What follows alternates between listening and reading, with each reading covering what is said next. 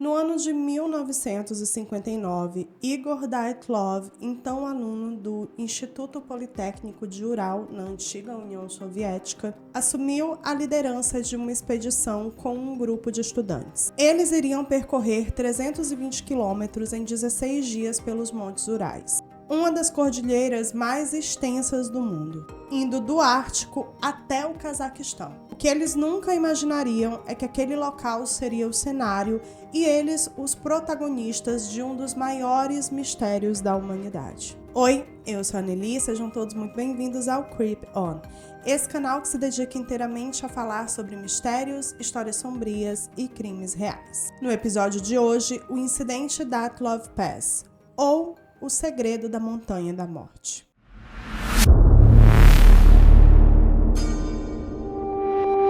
Eu vou iniciar esse episódio já me desculpando pela pronúncia horrorosa que provavelmente vai sair dos nomes dessas pessoas, porque esse é um caso russo e se o meu inglês é básico, imaginem só o meu russo, né, gente? Então, assim, me perdoem, eu vou tentar pronunciar da melhor forma possível, mas com certeza sairá algumas pérolas nesse vídeo.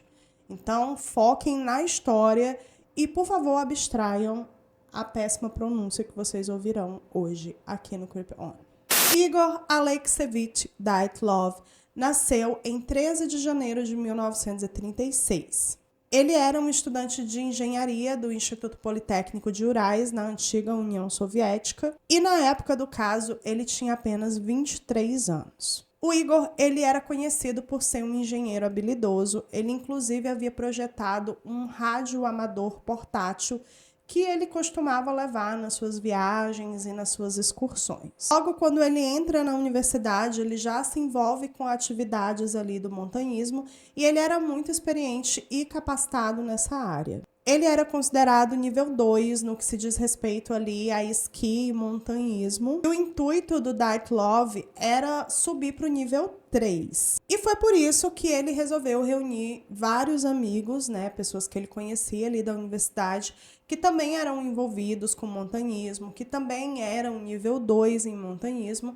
para fazerem uma excursão com o intuito de subir de nível. Era como se após essa excursão eles iriam sair, né, eles iriam se graduar e sair do nível 2 para o nível 3. O grupo era composto por 8 homens e 2 mulheres. A maioria eram estudantes ou graduados do Instituto Politécnico de Urais e todos eles eram experientes em expedições em montanhas e em esqui.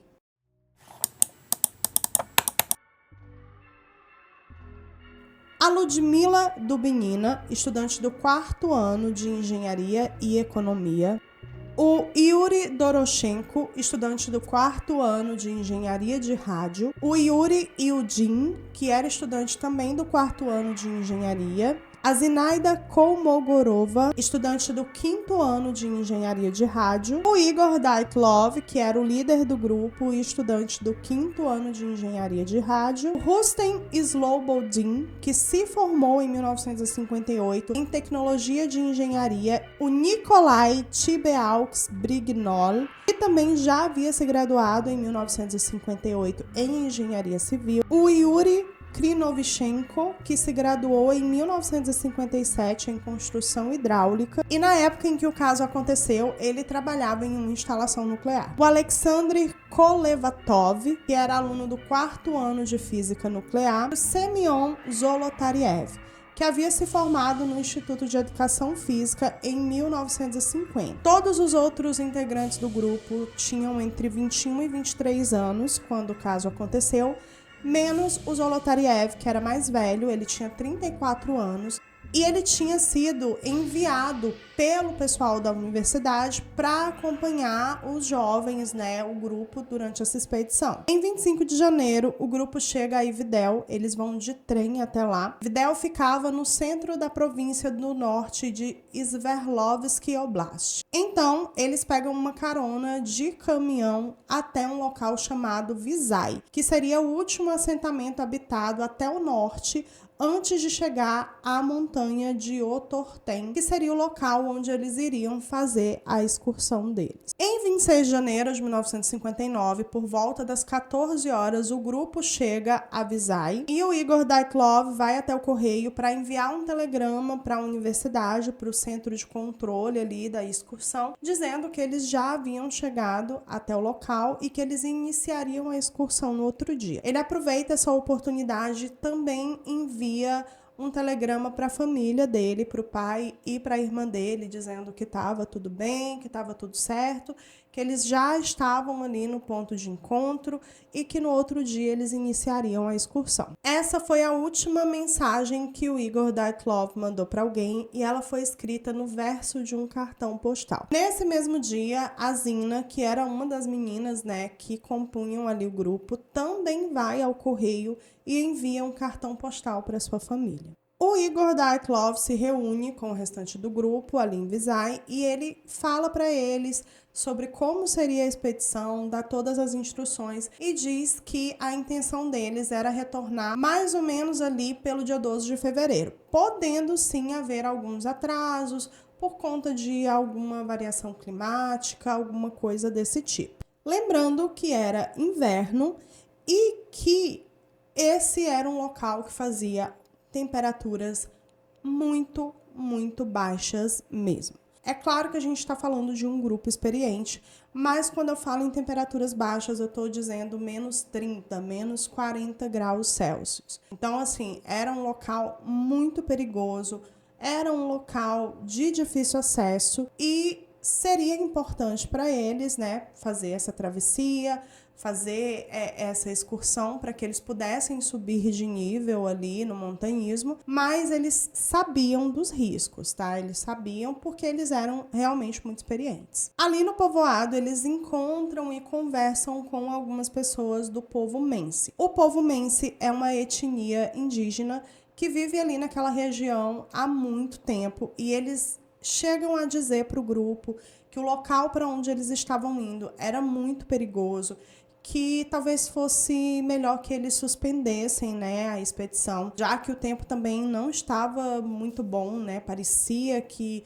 o tempo ia virar, que ia ficar pior. Só que tanto o Igor Dyatlov quanto todos os outros integrantes do grupo, eles estavam muito seguros, né, da experiência deles, de tudo que eles sabiam, e de que eles iriam sim conseguir fazer a expedição sem nenhum problema. O grupo estava bem equipado, com roupas adequadas para o frio extremo, e as barracas deles, elas retinham o calor. Então, eles iriam conseguir, pelo menos durante a noite, não ter que ficar com aquele monte de roupa, né, para se esquentar, porque dentro das barracas eles conseguiriam ficar com roupas mais leves, já que elas eram, né, adequadas para aquele tipo de situação e tinham uma tecnologia que fazia com que o calor se retesse lá dentro e ficasse numa temperatura adequada. Eles tinham equipamentos de montanhismo e também bastante suprimentos.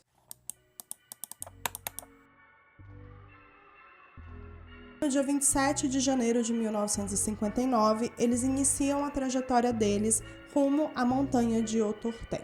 Já no dia seguinte, no dia 28, um dos membros do grupo, o Yuri Yudin, ele foi forçado a voltar para o povoado porque ele tinha um problema muito sério no nervo ciático. Estava inflamado, ele estava sentindo muitas dores e ele não estava conseguindo acompanhar o grupo. Então ele conversa com o Igor Dyatlov e os dois decidem que seria mais interessante tanto para ele quanto para o grupo se ele retornasse para o povoado para descansar. Assim ele faz. Tudo que eu vou relatar para vocês aqui é baseado nos diários do grupo que foram encontrados e também nos rolos de filmes das câmeras. Eles tinham várias câmeras, então vocês vão ver bastante fotos e registros da viagem, porque eles estavam realmente registrando tudo, né? Eles tinham câmeras fotográficas, eles queriam ter toda essa documentação da expedição. E foi a partir dessa documentação, dos diários e das fotografias, que foi possível rastrear a rota que eles fizeram durante aqueles dias. Esses registros, eles vão até o dia anterior ao incidente. Então, tudo que eu vou contar para vocês aqui vai até o dia anterior à morte do grupo. Mas no dia mesmo a gente não sabe o que aconteceu. E é por isso que esse caso é um caso tão misterioso e que ao redor dele rondam tantas teorias. De acordo com os registros, tudo correu bem nos primeiros dias de caminhada, apesar da neve e das dificuldades do percurso. O grupo era experiente, eles sabiam o que fazer, né, como agir naquela situação, e eles tinham um líder que mantinham eles unidos e concentrados no objetivo que eles tinham. Então, tudo corria bem.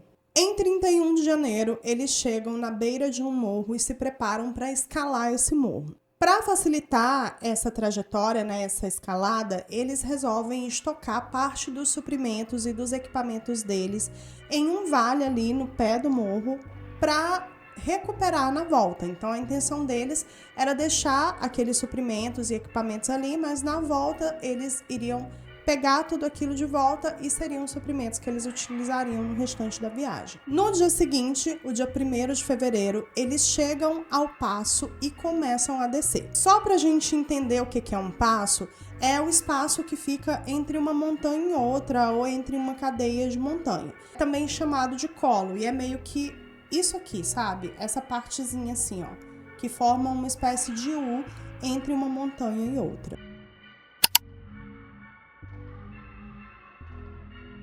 Os planos iniciais eram atravessar o local e acampar do outro lado. Mas o que aconteceu foi que eles foram atingidos por uma nevasca muito forte. As temperaturas caíram muito, a visibilidade também estava muito ruim e o grupo acabou se perdendo. Eles acabaram seguindo para o oeste e foram em direção a um local conhecido como Death Mount, a Montanha da Morte. Esse era um local que não estava nos planos do grupo. Quando eles perceberam o que tinha acontecido, eles resolveram que seria melhor parar ali, acampar, esperar o tempo melhorar para que eles pudessem retornar. Depois dessa noite, mais nenhum dos 9 jovens seria visto com vida novamente. E se iniciaria ali um dos maiores mistérios da história moderna, que já dura mais de 60 anos. Depois do dia 12 de fevereiro, que era a data marcada pelo Igor Dyatlov para retornar com o grupo, as famílias começaram a ficar preocupadas e acabam contatando a universidade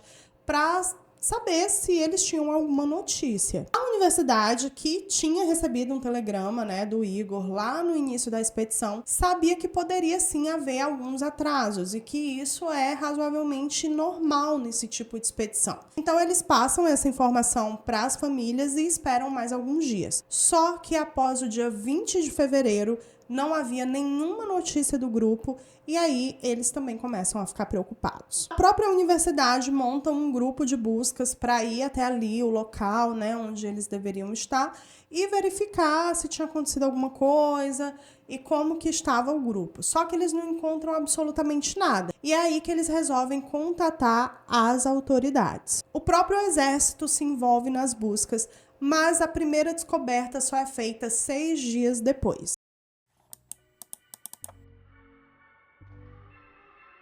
Em 26 de janeiro, o grupo de buscas encontra a barraca montada pelos jovens vazia, parcialmente enterrada na neve, indicando que ela estava ali já há algum tempo. Eles então começam a analisar as barracas e eles percebem que haviam rasgos que tinham sido feitos de dentro para fora. Então, é como se os integrantes do grupo estivessem dentro da barraca, tivessem se assustado com alguma coisa e não tivessem tido sequer a reação de abrir a barraca. Eles ficaram tão apavorados que resolveram rasgar a barraca mesmo de dentro para fora. Eles encontraram também na saída da barraca um rastro de pegadas. Esse rastro se estendia por aproximadamente 500 metros. Dentro da barraca estavam todos os pertences do grupo, incluindo os sapatos. O que era definitivamente muito estranho, porque em uma situação climática daquelas, em que você poderia encontrar temperaturas de até menos 30 graus lá fora, seria inviável sair com pouca roupa, porque a maioria das roupas deles estavam dentro da barraca e principalmente sem sapatos, né? Porque os dedos dos pés, os pés congelam muito rápido, principalmente na neve. Os 8 ou 9 conjuntos de pegadas que foram encontradas ali próximo à barraca eram de pessoas que estavam ou descalças ou usando somente meias. Elas iam em direção à borda de uma floresta próxima ao local onde a barraca foi encontrada. Na orla da floresta, debaixo de um grande cedro, eles encontram os primeiros corpos. Eles eram do Yuri Krivoshenko e do Yuri Doroshenko. Eles estavam descalços e utilizando somente as suas roupas íntimas. Também havia restos de uma fogueira. Eles provavelmente teriam tentado acender uma fogueira ali para se esquentar. E galhos das árvores que estavam quebrados até 5 metros. E nesses galhos tinham pedacinhos de carne, sabe? A polícia entendeu que provavelmente eles teriam tentado escalar nessa árvore e os dedos deles estavam tão congelados que foi rasgando os pedaços da carne deles e eles nem sentiam, né? Ia meio que quebrando. No outro dia, o dia 27 de fevereiro, eles encontram mais 2 corpos, do Igor Dyatlov e da Zenaida Kolmogorova. E 6 dias depois, no dia 5 de março, eles encontram o corpo do Rustem Slobodin. Os corpos do Igor e da Zenaida estavam a cerca de 300 metros do cedro, e eles estavam entre o cedro e a barraca. Os investigadores presumiram que eles estavam tentando retornar para a barraca, e na realidade eles foram quem chegaram mais perto. O corpo do Dyatlov, ele estava congelado. A posição em que ele estava era muito estranha. Ele estava deitado de barriga para cima, com os braços meio que protegendo o rosto, sabe? E não era uma posição típica de quem estava morrendo de frio. Normalmente, quando você tá com muito frio, você tenta se esquentar, né? Cruzando, assim, os braços e tal. E, na realidade, ele estava tentando proteger o rosto dele ou se proteger de alguma coisa. Era como se ele estivesse com muito medo. A perícia que fez a necrópsia e a autópsia dos corpos chegou a dizer que as feições dele era de alguém que literalmente havia morrido de medo. A necrópsia não conseguiu encontrar ferimentos nesses primeiros corpos que pudessem ter levado eles à morte. Os corpos estavam todos íntegros e não havia sinais de violência. Então, foi concluído que os 5 primeiros jovens que foram encontrados haviam morrido de hipotermia. O Slobodin, que foi o último que foi encontrado dessa primeira leva de corpos que foram achados, tinha uma pequena rachadura no crânio, mas não era nada que pudesse ter sido fatal. Então, isso provavelmente não tinha relação direta com a sua morte. Mas ainda faltavam encontrar os corpos dos outros 4 jovens. E essa busca durou mais 2 meses. Eles foram finalmente encontrados no dia 5 de maio de 1959. E a descoberta desses corpos traz ainda mais mistérios para toda essa história. Em maio, o gelo já estava baixando, as temperaturas já estavam aumentando e já estava ocorrendo degelo há algum tempo. E foi só por isso que esses corpos foram encontrados. Mesmo com o degelo, eles estavam sob 4 metros de neve em uma ravina a cerca de 50 metros mais para dentro da floresta, depois do cedro onde os 2 primeiros corpos tinham sido encontrados. Esses 4 jovens, eles estavam com mais roupas do que os outros 5. E aí foi presumido que eles tinham pego as roupas dos amigos que já haviam morrido antes deles para tentar se esquentar, porque algumas peças de roupas não eram condizentes com as roupas dos corpos. Por exemplo, tinha um vestindo a roupa dos outros. Assim como nos primeiros 5 corpos, também foi feita uma autópsia e uma necrópsia dos últimos 4 corpos encontrados. E isso mudaria definitivamente o rumo da história. Enquanto os corpos encontrados em fevereiro não tinham sinais de violência ou traumas muito fortes, os corpos encontrados em maio estavam tão danificados que foi comparada a situação deles como a de uma pessoa que sofre um acidente muito grave de automóvel. Os legistas chegaram a afirmar que nenhum ser humano seria capaz de causar tantos ferimentos e tantos traumas em outro ser humano. A Ludmila foi encontrada sem a língua e o Zotalaryov, que era aquele cara mais velho que tinha ido na excursão, foi encontrado sem os olhos. Também haviam costelas quebradas e ferimentos graves cadáveres que se diferenciavam dos primeiros corpos, que pareciam terem morrido realmente de hipotermia. O corpo do Alexander Kolevatov também foi encontrado junto com o segundo grupo. Ele era o único que parecia ter realmente morrido de hipotermia. Apesar disso, um fato curioso sobre a descoberta do corpo dele é que tanto no corpo quanto nas roupas dele haviam altos níveis de radiação.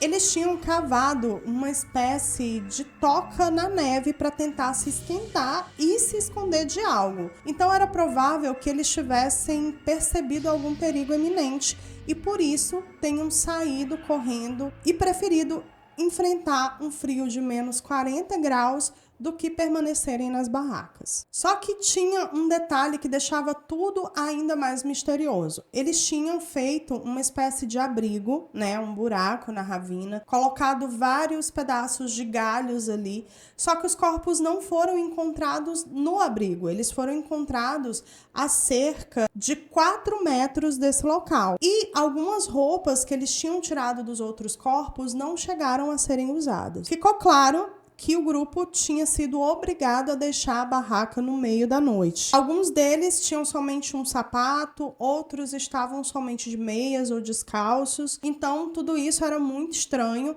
porque estava fazendo um frio de menos 30 graus. Então, eles eram experientes.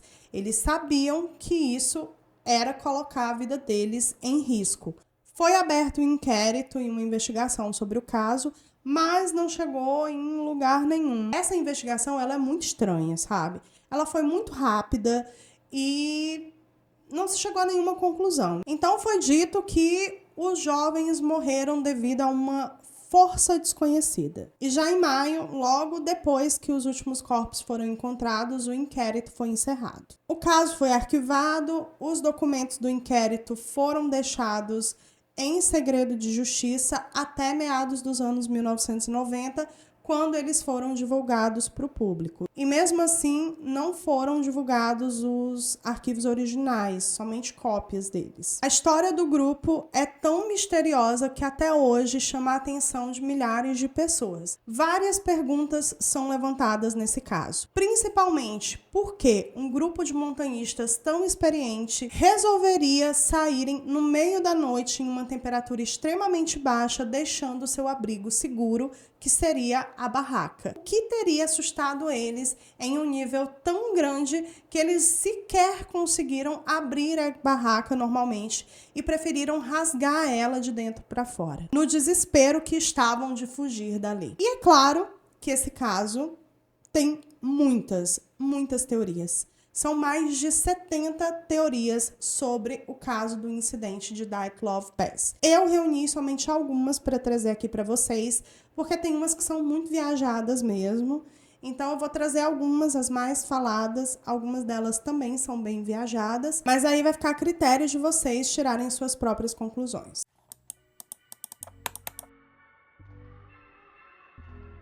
A primeira teoria que eu vou trazer para vocês, e que foi muito divulgada e discutida na época em que o caso aconteceu, é de que o grupo teria sido morto por integrantes da comunidade Mense. Como eu disse para vocês, os Menses é um povo nativo daquela região, de origem indígena, e que tem, obviamente, tradições e crenças diferentes, né?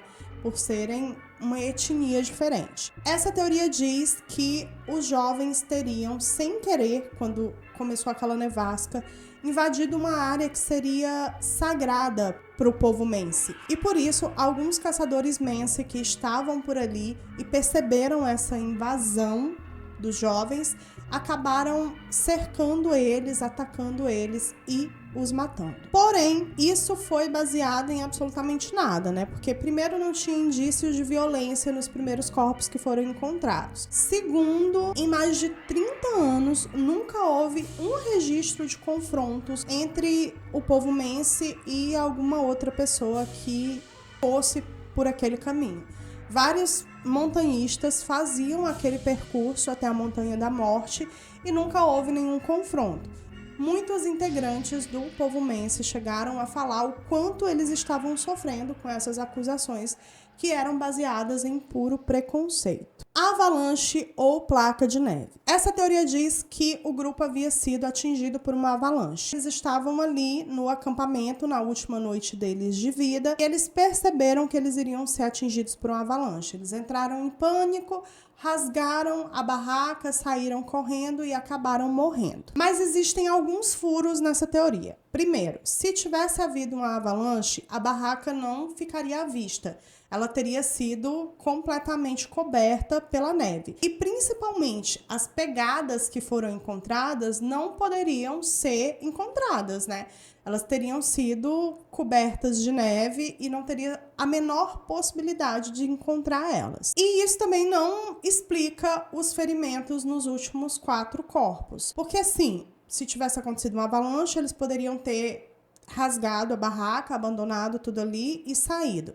Só que eles teriam morrido todos de hipotermia e não teriam ferimentos tão graves. É importante deixar claro aqui que existe uma explicação para o fato da Ludmilla estar sem a língua e o Zolotaryov estar sem os olhos. O que alguns especialistas acreditam é que, como já estava acontecendo degelo, eles podem ter sido atacados por animais já mortos, né?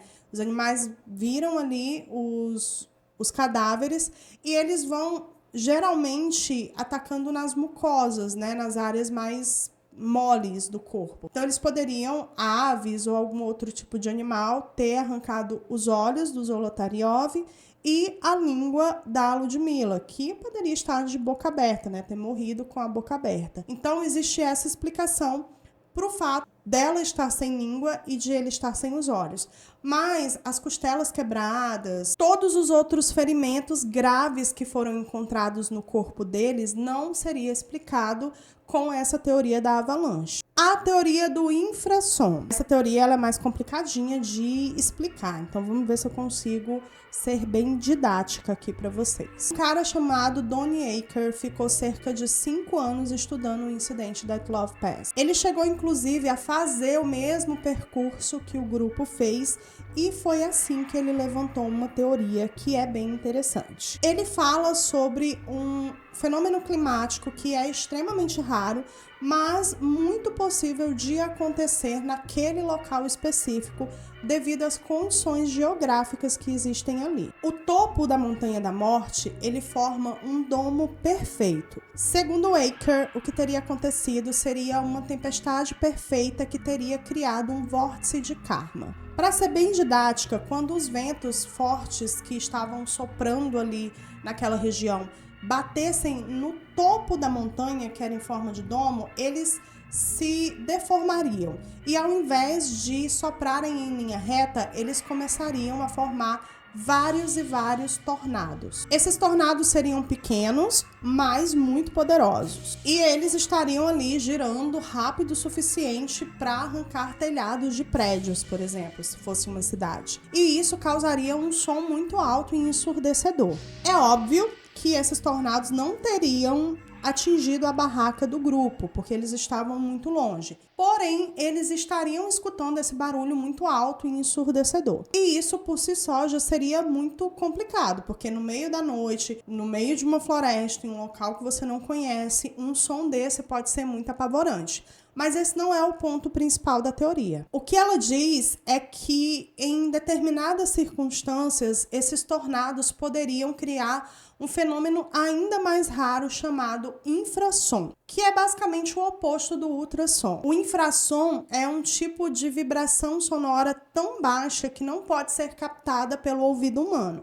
Porém, uma série de estudos mostrou que ele pode ter efeitos muito graves no nosso cérebro. Esses efeitos podem incluir perda de sono, falta de ar e um pavor extremo. Um desespero tão grande que poderia fazer um grupo de montanhistas tão experientes rasgarem as suas barracas e correrem para o meio da floresta para tentar se proteger de algo que nem existia. Esse teria sido o motivo do grupo ter entrado em total desespero para sair das barracas, mesmo em uma situação que lhes faria arriscar as próprias vidas.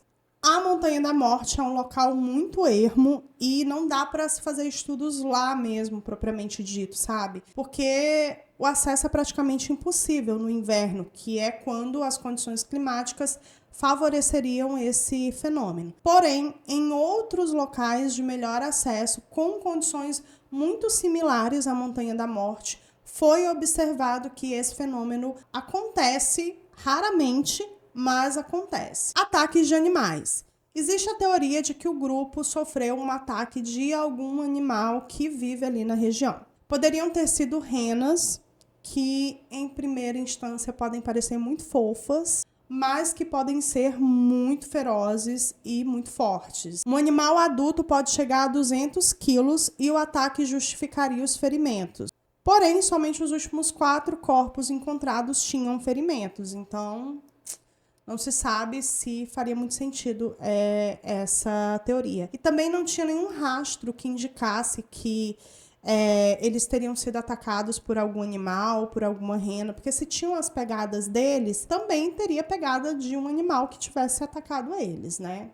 Não sei. Também tem a teoria que pudesse ser um grupo de wolverines ou carcaju, que é um animalzinho muito pistola. Você vai ver aí passando as fotos dele aqui na tela e ele tá sempre muito bravo, gente. O peso de um animal adulto pode ir de 11 a 30 quilos. Há, inclusive, relatos de animais que atacaram ursos. Então, tem essa teoria, mas como eu disse, eu acho que se fosse ataque de algum animal, ele teria deixado algum rastro também, né? Não sei se seria possível haver um ataque de animal sem haver rastros desses animais ali ao redor da barraca. O Yeti, ou Menki, sim, o pé grande, o abominável homem das neves. Gente, existe essa teoria, eu tô brincando aqui, mas ela realmente existe. Inclusive, o Discovery fez um documentário que, na minha opinião, é muito sensacionalista, afirmando que o grupo foi morto em um ataque de um Yeti. O Yeti seria uma criatura lendária daquela região, o que pra gente poderia ser chamado de o abominável Homem das Neves. Uma criatura gigantesca com o corpo coberto por um pelo branco que ataca as pessoas. Existem relatos do povo que mora ali na região, né, dos Menci, de aparições do Yeti, de ataques dele. Mas é assim, gente, são relatos, assim como pra gente a gente tem relatos de aparição da mula sem cabeça, do lobisomem, é algo que faz parte da nossa cultura, do nosso folclore, e a gente sabe que esses relatos existem. O que faz com que muita gente acredite nessa teoria é uma foto, e eu vou deixar passando aqui pra vocês. Essa foto ela é realmente muito bizarra, de uma espécie de humanoide que estava observando o grupo. E essa foto ela realmente existe, ela foi encontrada em um dos rolos de filmes que estavam ali no acampamento. E assim, ela é uma foto muito bizarra. Existe sim esse questionamento de quem era aquele ser ou aquela pessoa que estava observando o grupo, mas daí dizer que isso é uma prova incontestável de que foi o abominável Homem das Neves, eu acho que como a gente diz lá no meu Ceará, esticar muita baladeira, sabe? Mas OVNIs e extraterrestres. Como eu falei pra vocês no vídeo que eu fiz aqui sobre o mistério das máscaras de chumbo, vou deixar passando aqui no card se você não assistiu. Veja, porque ficou muito bom. E pra mim é um caso brasileiro que é tão misterioso quanto esse caso aqui do Dyatlov Pass. Sempre que nós temos um caso sem todos os fatos em mãos, né, que gira em torno de muito mistério, a gente tenta justificar com coisas sobrenaturais, como o Menki, né, o Yeti, ou mesmo extraterrestres. E nesse caso, com certeza não seria diferente. E por que eu trago essas teorias? Porque elas existem, elas rodam na internet. E eu sempre gosto de trazer para vocês os episódios com o máximo de detalhes possíveis. Mas eu acho que é realmente a gente querer justificar tudo com explicações sobrenaturais, né? Então, tentar explicar as coisas assim, eu acho que é tentar facilitar muito as coisas. Mas o fato é que vários moradores da região disseram terem visto luzes estranhas naquele local, né? mais ou menos ali por onde o grupo foi encontrado, na noite do dia 1º de fevereiro de 1959. E esses relatos de luzes estranhas que eles viram no céu foram tidos como relatos de aparição de OVNIs. Tem também uma foto que foi encontrada no rolo, né, dos filmes deles, que é uma foto muito estranha, assim, que parece que só tem algumas luzes brilhando, não sei. Mas, assim, gente, pode ter sido só uma foto corrompida, né? Eu nasci há muito tempo atrás, né? Eu nasci no final da década de 80. Então, eu vivi esse momento da gente tirar foto, levar para revelar, levar o filme para revelar e tal, e a gente sabe que o filme fotográfico é um negócio muito sensível. E qualquer coisinha corrompe uma foto. Então, quantos de nós mais velhos já tiramos fotos e quando foi revelar a foto ficou ruim porque tinha uma mancha, porque tinha uma coisa assim? Ou não aparece nada na foto, só algumas coisas assim, uns negócios estranhos, né? É bizarro? É bizarro, dá um pouco de medo na gente. Mas não acho que por si só isso possa ser tido como prova de que foram extraterrestres. Cogumelos alucinógenos ou a histeria ártica. Existe um tipo específico de cogumelo ali naquela região que é consumido pelos Mense para procurar uma transcendência espiritual. E ele é muito alucinógeno. E ele é muito bonitinho, gente, porque ele parece aqueles cogumelos de desenho animado mesmo, que tem, assim, é vermelhinho com bolinhas brancas. Achei muito fofo. Mas ele é um negócio muito forte mesmo. E tem que ser consumido de uma forma muito estratégica. Inclusive, o povo Mansi utiliza uma estratégia meio bizarra para consumir esses cogumelos. As renas, elas adoram comer esses cogumelos. Aí eles vão lá, dão um cogumelo para a rena, espera ela fazer xixi, porque aí ela meio que, o xixi, né, a urina, sai com a substância menos potente. E aí eles bebem a urina da rena. Eu sei que pra gente é bizarro, mas é uma coisa cultural para eles e eles fazem isso para poder consumir esse cogumelo. Essa teoria diz que o grupo teria comido esse cogumelo. Ou intencionalmente, né, para ter uma viagem mesmo, assim, para ter uma brisa. Ou que um deles, na brincadeira, colocou na comida de todo mundo, sei lá. Ou que eles comeram sem querer, né? O que eu acho muito difícil, porque por eles serem experientes nesse rolê, eles não iam sair por aí comendo qualquer coisa que eles encontrassem pela frente, né? Até eu, que não sei nada de montanhismo, não ia sair pegando uma planta ou um cogumelo que eu não sei o que é e comendo só para experimentar. O que essa teoria diz é que eles tiveram uma bad trip e que eles entraram numa noia de que estava acontecendo alguma coisa muito ruim e por isso eles fugiram e acabaram morrendo. Mas, novamente, essa teoria não justifica os ferimentos graves que foram encontrados nos últimos 4 corpos. Então, não sei se ela faria sentido. E a outra teoria é a teoria da histeria ártica, que eu nem sabia que existia até eu ir fazer a pesquisa para roteirizar esse vídeo para vocês. Vou ler aqui para vocês o que é a histeria ártica. A síndrome de P-Block-Talk, ou histeria ártica, é uma síndrome cultural que foi observada em comunidades esquimós do Ártico. Os sintomas incluem histeria, coprofagia, depressão, agitação e atos de obscenidade, acometendo mais as mulheres do que os homens. O que acontece é que, apesar dessa histeria específica só ter sido observada em povos esquimós que moram no Ártico mesmo, várias pessoas acham os sintomas muito parecidos e acham que o grupo pode ter tido um episódio, né, muito específico dessa histeria. Então, por conta disso, eles teriam saído das barracas, corrido e tal.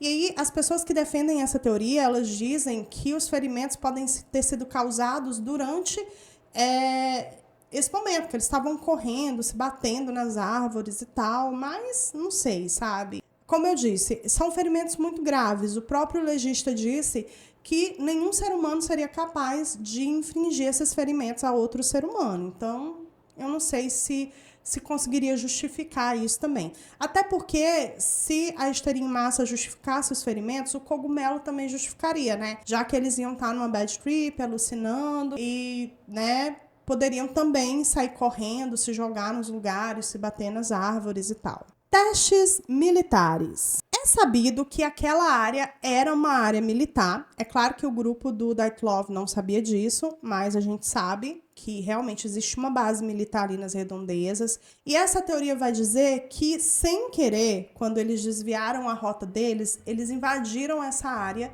e acabaram entrando ali no meio de uma espécie de teste militar. E a gente tem que entender que a gente está falando da União Soviética no meio da Guerra Fria, né? 1959, a Segunda Guerra havia acabado e tinha se iniciado aí a Guerra Fria, né? Os soviéticos e os Estados Unidos aí tentando provar quem que era mais forte do que quem. E foi a partir daí que a gente teve vários avanços tecnológicos, vários testes nucleares de ambos os lados, né? A corrida espacial e todo esse contexto histórico que a gente já conhece. Essa teoria, ela fala que, sem querer, eles invadiram esse território militar e ou eles presenciaram algum teste que eles não deveriam presenciar, e por isso os militares acabaram matando eles e forjando toda aquela cena para dificultar as investigações, ou que eles entraram no meio desse teste e acabaram sendo atingidos por ele. É sabido também que os militares estavam testando naquela região, naquela época, sondas de rádio, né, ou as radiosondas, como são chamadas, e que talvez o grupo tenha sido atingido por uma dessas radiosondas. As radiosondas, elas são instrumentos que transportam balões meteorológicos e que medem variáveis atmosféricas como temperatura, umidade e pressão. Essa teoria vai falar que sob a radiosonda, no interior dela, existia um gás com isótopos radioativos de curta duração, o fósforo de 5-enxofre. Essas radiosondas estavam sendo lançadas ali naquela região, ao mesmo tempo que mísseis estavam sendo testados. Então, muitas pessoas acreditam que algum desses mísseis atingiu uma dessas radiosondas, causando, assim, a ruptura delas, e o líquido radioativo caiu, né, ali na região e acabou atingindo o grupo, que fez com que eles tivessem as reações adversas que eles tiveram e acabaram, né, morrendo por conta disso. Somente uma pessoa do grupo tinha sinais de radiação no corpo, como eu disse para vocês. Só que, como eu falei agora há pouco, esse gás, ele tem pouca duração. Então, depois de um tempo, ele simplesmente se dissipa e não é mais detectável. Esse é o viés da teoria. Uma coisa que a gente precisa colocar em pauta aqui é que o Yuri Krivonischenko, que foi o cara que foi encontrado com radiação no corpo e nas roupas, ele trabalhava em uma usina nuclear. Então, pode ser que ele tivesse resíduos nucleares, né, de radiação no corpo dele por conta disso. Mas essa teoria, ela vai levantar várias possibilidades, como eu disse para vocês. Essa possibilidade das radiosondas é uma.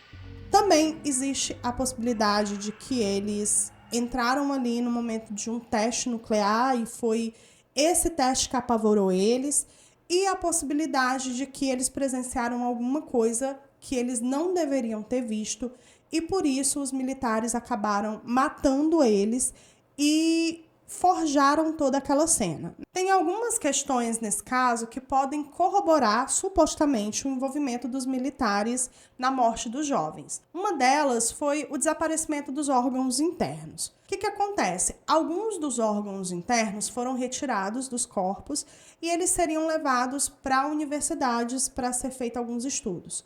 Só que esses órgãos simplesmente desapareceram. Não se tem registro nenhum de para onde eles foram enviados, o que foi feito com eles, se eles realmente foram utilizados em estudos ou se eles simplesmente foram descartados. Então, muita gente acredita que os militares, né, e o governo da época tentou, supostamente, esconder alguma coisa, porque eles estariam por trás da morte desses jovens. Também tem a questão dos documentos sobre o caso terem sido mantidos em sigilo por muito tempo. E isso levantou várias suspeitas. Mas isso era uma prática comum durante a União Soviética. Esses documentos foram divulgados, né? Apesar que não foram os documentos originais, foram apenas cópias, mas foram divulgados.